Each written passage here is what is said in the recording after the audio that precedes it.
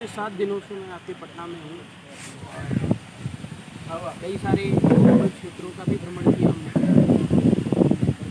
और ये मेरी प्रथम पटना इट मीन्स बिहार यात्रा थी, इट मीन्स आगमन था। काफ़ी कुछ देखना समझना चाह रहा था और उन चीज़ों को हमने जाना समझा।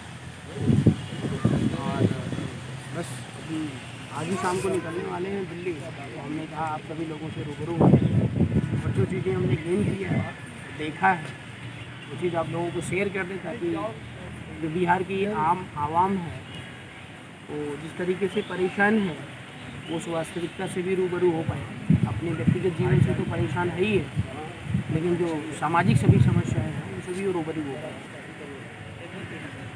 तो अगर हम कहें यहाँ पे देखें तो बिहार जो है वो अन्य प्रदेशों से कहीं ज़्यादा पिछड़ा है, कहीं ज़्यादा पिछड़ा है। गरीबी भी, लोग बिहार में रहना नहीं चाहते, जो वहाँ के स्थानीय लोग। इंडस्ट्रियलाइजेशन नहीं है, रोजगार नहीं है, लोग अपना रोजगार चलाने के लिए बाहर भाग रहे हैं। भ्रष्टाचार चरम पर है। नीतीश कुमार जी ने दारू को बंद करवा दिया और मैं देख रहा हूँ कि दारू जो है वो होम डिलीवरी हो रही है। सर एक सवाल बीच में रोकेंगे। 4 दिन में ही आप देख लिए होम डिलीवरी हो रहा है बिहार में शराब की। हाँ सर्वे हम आप देखो, हम व्यक्तिगत तौर पे तो हम टायर से लेकर नहीं घूम रहे हैं, लेकिन जिन लोगों से मिले देखे इंटरनली, अब हमेशा तो आप लोग हमारे साथ हैं नहीं कि हम सारी चीज़ें दिखाएं लाइव, लेकिन हम लोग ज़मीनी लेवल पर इस चीज़ का सर्वे किया और पाया कि वास्तव में होम डिलीवरी हो रही है। तो क्या लगता है कि बिहार में शराबबंदी सफल? दिल से चाहे तो सरकार खुद अगर दारू गांजा भांग पीती हो तो शराबबंदी करेगी क्या? यानी सरकार ही पीछे से शराब बेचवा रहा है। बिल्कुल बिचवा रही है। वो तो बस दिखाने का एक स्टंट होता है जनता के बीच में कि हमने शराब को बंद करवा दिया। और मैं तो कहता हूँ कि मेरे को छोड़ करके, मैं तो भाई कुछ नहीं पीता खाता हूँ, और मोस्टली जितने नेताओं से अभी तक मिला हूँ सब खाने पीने वाले होते हैं। अगर वो बंद करवा देंगे तो बेचारे कहाँ रहेंगे? तो देश के लिए खतरा नेता ही बने हुए हैं, और जब नेता एक पिता की तरह व्यवहार नहीं करेगा तो देश और समाज कभी भी सुरक्षित नहीं हो सकता। किसी बड़े नेताओं से बातचीत आपकी हुई पार्टी को लेकर या नहीं? बड़े नेता तो हमारे लिए समाज है। हमारा जो देश और समाज की जो आम जनता है वो हमारे लिए बड़े नेता, हम उनकी पूजा करते हैं, उनको मानते हैं।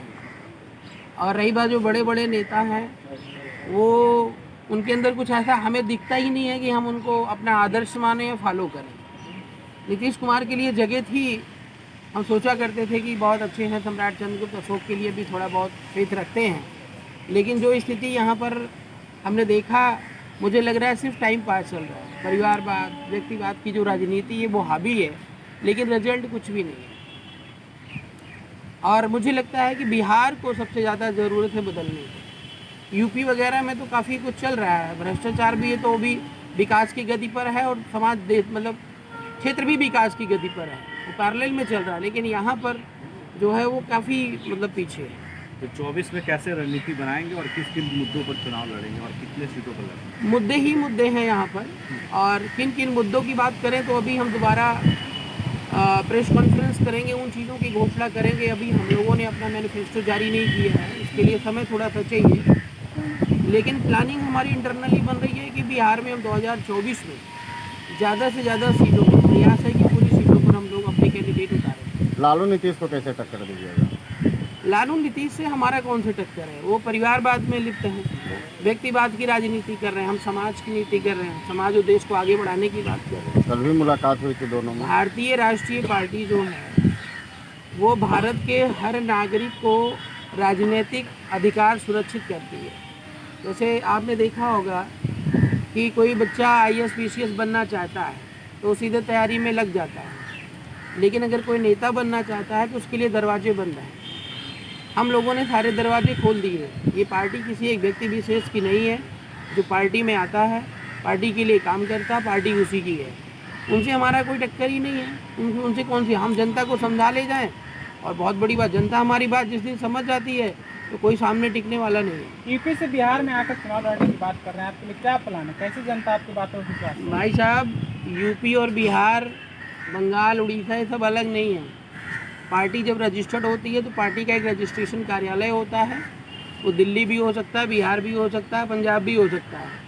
और चुनाव आयोग पूरी अथॉरिटी देती है कि ऑल ओवर इंडिया काम करें। आप भारतीय राष्ट्रीय पार्टी को ऐसा मत रिप्रेजेंट करिए, मेरा निवेदन है। तो यूपी की पार्टी है, क्योंकि थीम हमारी है राष्ट्रीय। हम सम्राट अशोक का राज की स्थापना करना चाहते हैं देश के अंदर, भारत को फिर से सोने की चिड़िया बनाना चाहते हैं। ये किसी स्टेट और क्षेत्रवाद से जो है इसको सीमित मत करिए, मेरा निवेदन है आपसे। इससे पहले कितनी बार बिहार आए हैं और कितनी बार आपने बिहार हर जगह नहीं पहुंच पाता है, और अगर हर चीज़ को जानना है तो थ्योरेटिकल स्टडी भी ज़रूरी है। पढ़ रहे थे, समय निकाल रहे थे, और आज अवसर मिला बिहार आने का। और यहाँ पर बिहार में हम आकर के ये नहीं कह रहे हैं कि बिहार वाले सब हमको मुख्यमंत्री बना दें। हम मुख्यमंत्री प्रधानमंत्री बनाने के लिए आए हैं, बनने के लिए नहीं आए हैं। आप लोगों के बीच में ही बिहार का जो भी इंटेलेक्चुअल पर्सनालिटी होगा, यहाँ पे टैलेंटेड प्रतिभावान व्यक्ति युवा होगा, हम लोग उसको प्रमोट करेंगे। हम थोड़ी ये कह रहे हैं कि हमें वोट दे दो, हमें राजा बना दो। भाई जनता खुश तो हम भी खुश। हमें यहाँ का मुख्यमंत्री नहीं बनना है, हमें बनाना है, बिहार की जनता को मुख्यमंत्री बनाना है। और वे सारे संसाधन अवेलेबल कराने हैं कि ताकि यहाँ के लोगों को कहीं पर भी मतलब शोषण का शिकार ना होना पड़े, या ये क्षेत्र को मीन्स बिहार को छोड़कर बाहर ना जाना पड़े। मणिपुर एक तरफ जल रहा है, उस पर क्या बोलिए? अब जलाने वाले जला रहे हैं तो उसमें हमारा कोई रोल नहीं है। माचिस की तीली जो है, जब जनता ने दे दिया एक नालायक को, तो वो जलाएगा ही, चाहे देश जलाए और चाहे मणिपुर जलाए, या किसी महिला को जलाए या किसी पुरुष को जलाए। इस समय तानाशाह तो हो ही गया है। क्या लगता है बिहार में जंगल राज देखने को मिला आपको इतने दिनों में, 4 दिनों में जब से आए लगातार? नहीं, सॉफ्ट है, उतना बड़ा जंगल राज नहीं है जितना योगी आदित्यनाथ का चल रहा है उत्तर प्रदेश में। उतना नहीं, कंपैरेटिवली यहाँ पे। लेकिन बीजेपी तो कह रही है कि जंगल राज है। नहीं, बीजेपी को तो क्या, वो तो जो है कुछ भी बोल देगी। वो तो सूरज को चंद्रमा, चंद्रमा को सूरज, और चींटी को हाथी, हाथी को चींटी, कुछ भी बोल देगी। उसका तो कोई अस्तित्व तो नहीं है, उसका तो कोई फाउंडेशन ही नहीं है। दिन भर प्रधानमंत्री, अभी 2-3 दिन पहले की न्यूज़ है, कोई बोला कहीं झारखंड में कोई एम्स खुल गया है, दरभंगा में एम्स खुल गया। सारे आपके मीडिया जैसे बंधु भाई घूम घूम करके वो एम्स ढूंढ रहे हैं, कहीं है ही। नरेंद्र मोदी ने घोषणा कर दी। नरेंद्र मोदी विदेश चले गए, बोले कि हर 2 मिनट में जो है 2 यूनिवर्सिटी बन रही है। अब उसका क्या करोगे? बातें ही बातें हैं, वो काम तो कुछ है नहीं। तो क्या लगता है जुमलाबाज पार्टी है क्या? 100% जुमलाबाज है। वो तो झूठ के बल पर ही आश्रित है। उनका कोई भी फार्मूला, कोई भी फंडा सब झूठ पर आधारित है, और जनता भी कहीं ना कहीं गुमराह हो जाती है दिखावे में। आपका क्या आगे का प्लान है? आप किस तरह से हम लोग जो राजनीति के फील्ड में कदम रखे हैं, उसका मतलब है वास्तविक राजनीति, जनता की राजनीति, समाज की राजनीति, हक अधिकार की बात करेंगे। और जो पार्टी हो किसी एक की नहीं कि आप हमने पार्टी बना लिया, सभी लोगों ने सपोर्ट किया, पैसे मिले, लूट के खा के बैठ गए, ये काम नहीं है। हम भारत देश को एक सिस्टम दे रहे हैं, हमारे ना रहने के बाद ये सिस्टम लगातार चलता जाएगा। परीक्षण, परीक्षा, एग्जाम होने के बाद जो इंटेलेक्चुअल लीडर बाहर निकल के आएगा वो प्रधानमंत्री, मुख्यमंत्री बनेगा। हम आपने कहा कि 40 सीटों पर हम कैंडिडेट उतारेंगे, लेकिन बिहार में बिना जाति और पार्टी का समीकरण की राजनीति मुश्किल होती है। तो आप किस प्रकार से, आपका जो अलायंस होगा पार्टी का और आपका जो जातीय समीकरण होगा, किस पे आधारित होगा? आप बीआरपी को समझिए। पहले भारतीय राष्ट्रीय जो पार्टी है वो जातीय नेतृत्व पर ही काम कर रही है। जैसे प्रदेश अध्यक्ष की मैं बात करूं तो प्रदेश अध्यक्ष एक नहीं होता हमारे यहाँ पे। जितनी बिरादरी होगी आपके बिहार में, सबका एक एक प्रदेश अध्यक्ष, एक महिला, एक पुरुष। भागो कहाँ भागोगे? ये भाई साहब यादव जी हैं, ये वर्मा जी हैं, मैं मौर्य जी हैं, वो शर्मा जी हैं, वो पंडित जी हैं। अब सारे लोग बैठ गए पार्टी चलाने के लिए, समाज कहाँ जाएगा भाग करके? समाज क्यों बटेगा भाई? समाज वो लोग बांट रहे हैं, हम समाज को जोड़ने के लिए आए हैं। और जो निचला तबका है उसके साथ उसकी थाली में बैठ के जब हम रोटी खाएंगे तो समाज भी रोटी खाएगा, समाज भी सीखेगा। जो भेदभाव हो रहा है हमारे देश के अंदर वो ऑटोमेटिकली न्यूट्रल हो जाएगा। तो ये जातीय स्थापना कैसे करेंगे? अशोका राज की स्थापना कोई राम राज की तरह तो हुआ है नहीं, जुमलेबाजी। अशोका राज का मतलब है हर नागरिक का अधिकार और सम्मान, युवा को रोजगार, हर जो है व्यक्ति को न्याय और अधिकार। जैसे अभी आजकल आप कोर्ट कचहरी में सब सिचुएशन को आप जान रहे हैं, जिसकी लाठी उसकी भैंस। और प्रधानमंत्री हो या मुख्यमंत्री, उनके नाक के नीचे सारा काम हो रहा है, उनको पता तक नहीं चलता है। तो हम लोग ऐसा सिस्टम लेकर आ रहे हैं जो उस समय सम्राट अशोक के ज़माने में वो जनता के दिलों पे राज करते थे, और उनका दरवाज़ा जो था 24 घंटा खुला रहता था। कहता अगर जनता की समस्याएं हैं तो वो डायरेक्ट एंट्री कर सकता है, और एक शिकायत पर एन केन प्रकारेण उस समस्या का समाधान होता था। सोने की चिड़िया थी हमारा देश। विश्व में जितना सोना होता था उस सोने का आधा सोना हमारे पास था। लोग गाना गाते हैं, सोने की थाली में जो ना परोसो, उस समय गाया करते थे। आज भी जब भी हम बाहर जाते हैं तो कहते हैं विश्व गुरु भारत हुआ करता था, वहाँ की धरती से आए हैं। भगवान बुद्ध की कर्मस्थली यही है। सम्राट अशोक, सम्राट चंद्रगुप्त मौर्य की कर्मस्थली यही है, जन्मभूमि यही है। विश्व गुरु तो आपका बिहारी है। और आज उसी विश्व गुरु को जो दयनीय स्थिति नालंदा विश्वविद्यालय को देख लो, पूरा खंडहर बन करके पड़ा हुआ है। तो ये क्यों हो रहा है? आप सोचिए, कौन सी ऐसी व्यवस्था है जो आपके दिमाग को जो है शून्य कर देना चाहती है, आपके विकास को शून्य कर देना चाहती है।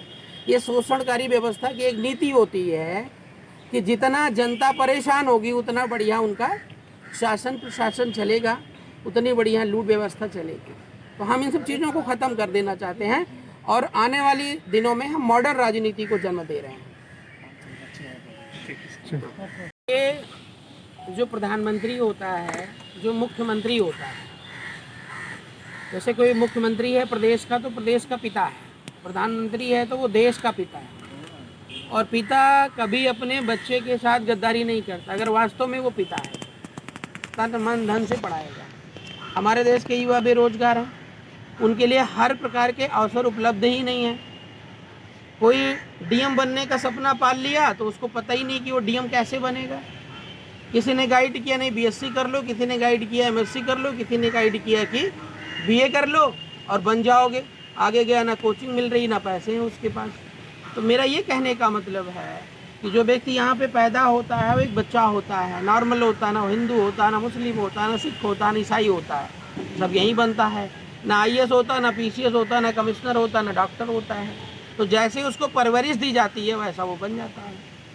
हमारी सरकार जहाँ पर भी बनती है, बिहार में सरकार बनती है तो 100% गारंटी वारंटी के साथ 5वीं क्लास के बाद बच्चों को फुल परवरिश सरकार देगी। और जब तक उसका भविष्य ना बना दे, डीएम ना बना दे, एसडीएम ना बना दे, मतलब जो वो चाहे, नेता बनना चाहे नेता बना दे, और कोई एक्टर बनना चाहे एक्टर बना दे, डॉक्टर बनना चाहे डॉक्टर बना दे। और बनाने के बाद उस पर अगर मान लो 50 लाख रुपए का हम खर्च करते हैं, उसकी नौकरी के बाद जो आएगा, नौकरी या उसको रोजगार देने के बाद फिर हम वहाँ से 2-2, ढाई हज़ार रुपये हम लोग टेक आउट करेंगे। इससे ये बेनिफिट है, जैसे हमारे देश की जीडीपी अभी लगातार डाउन होती चली गई जब से नरेंद्र मोदी जी आए हैं और कर्जा लिए हैं, तब तो शून्य पड़ी है। तो जीडीपी कहाँ से बढ़ेगी? अगर आप सभी लोग यहाँ पे आईएएस पीसीएस बैठे हैं तो ऑटोमेटिकली जीडीपी बढ़ेगी। हमारे देश का हर नागरिक पढ़ा लिखा है, हर नागरिक स्वस्थ है, हर नागरिक जो है इंटेलेक्चुअल है, तो जीडीपी ऑटोमेटिकली बढ़ेगा। पैसे उसके पास है, वो कमा के ला रहा है। और क्या है देश? मुझे बताइए, भारत माता कहाँ से बनती है? भारत माता हमारे और आपसे ही तो बनती है। तो एजुकेशन पॉलिसी के लिए तो टेंशन लेने की ज़रूरत नहीं, पूरी हॉस्टल व्यवस्था हम लोग मेंटेन करेंगे और हर बच्चे को पढ़ाने की जिम्मेदारी ये हमारी होगी बीआरपी सरकार की। पेरेंट्स की जिम्मेदारी पर, पेरेंट्स के ऊपर बच्चों को नहीं छोड़ेंगे। पेरेंट्स फ्री रहें, अपना बिजनेस व्यापार करें। बहुत बहुत धन्यवाद।